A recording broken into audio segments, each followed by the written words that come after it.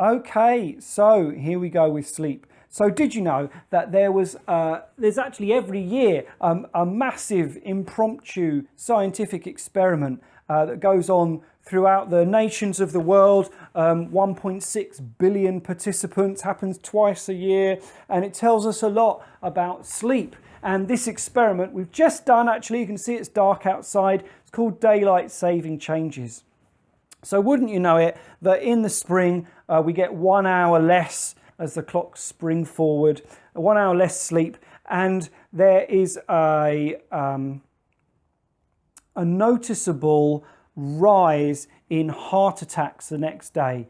Almost every year, they almost seem to go up almost exactly 24% heart attacks the next day as people have 1 hour less sleep. And conversely, in the winter, as it's just done, the clocks have fallen back, people get an hour more sleep, and the next day there's bizarrely a 21% decrease in heart attacks. And these findings are mirrored in like road traffic accidents and other things like that. So it tells us straight away that sleep is really, really important. And unfortunately, our attitudes to sleep have changed a lot over the years, and we don't maybe rate it as much as we should.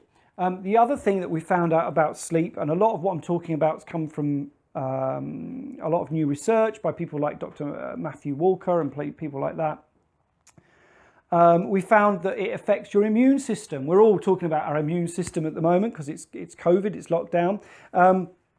And they wanted to find out how sleep affected the immune system. So they had a look at how it might affect what's called killer T cells. So that's part of the immune system's cellular response to infection and disease. And the more killer T cells you have, the easier it is for the body to deal with infection. They're like the body's little assassin cells, if you want. They go and seek and destroy diseases and so forth. So what they did was they had two groups, and they deprived one group of sleep, not for the whole night, just for about 4 hours, and the other group had normal sleep. And then following this evening, they measured the killer T cell count, expecting to see, maybe some slight variations, maybe 6 or 7% difference. And what they found really shocked them, which was that after just 4 hours less restful sleep, the people had a 70% drop in killer T cells. So if you like, a 70% drop in their immune system response. So you need sleep to keep you well. If you're not sleeping well, you're probably more likely to get unwell. So sleep is great for that.